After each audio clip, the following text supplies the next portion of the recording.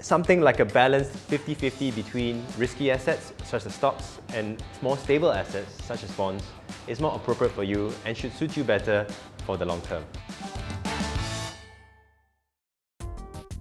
They say you choose your path in life, and I chose to be a comedian.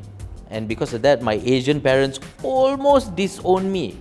But I'm glad I did, because I made a career out of it. And if I didn't, well, I had a backup plan. However, with investments, making the decision on what to invest in is an important one. And I myself am unsure whether I'm making the right decision or not.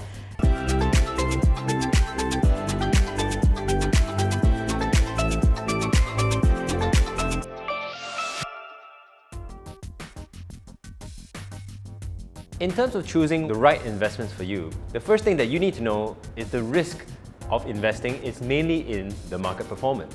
That is, whether the market goes up or it goes down. To respond to that, you first need to know what is your own personal risk appetite.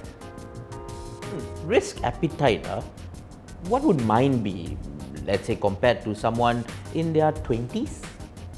I mean, your investment risk appetite is driven by a few factors, right?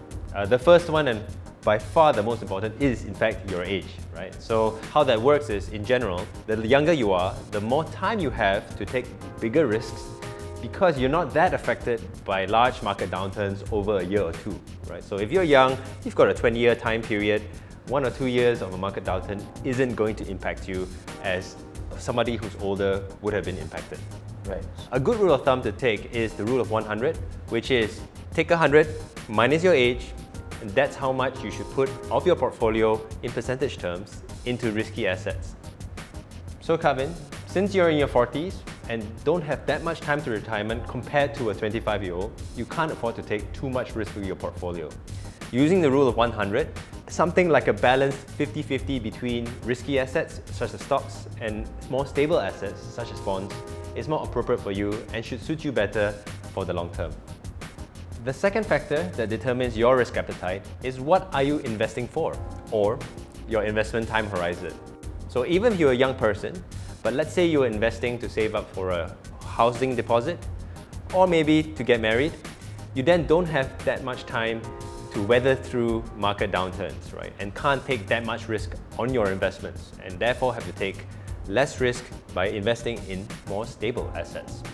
Right. So since apparently I can't take much risk at my age, would Shariah-compliant funds be safer? And also, can I even take part in it? And what difference would it make? The thing about Shariah-compliant investing is not whether it's safer or not. In fact, there are Shariah-compliant funds which invest in risky things such as stocks, and Shariah-compliant funds which invest in less risky things such as Shariah-compliant bonds or sukuks. Right? The thing about Shariah-compliant investing is that they don't invest in instruments which carry riba or interest, gambling or maisir, and uncertainty, which is gara. Right? And most importantly, they don't invest in things which are not halal. One more thing to add is that you don't have to be a Muslim to invest in a Shariah-compliant fund. You can be any investor and do so. Now I understand why I need to talk to a financial expert to clear all these misconceptions away. Don't talk to your uncle. Talk to him.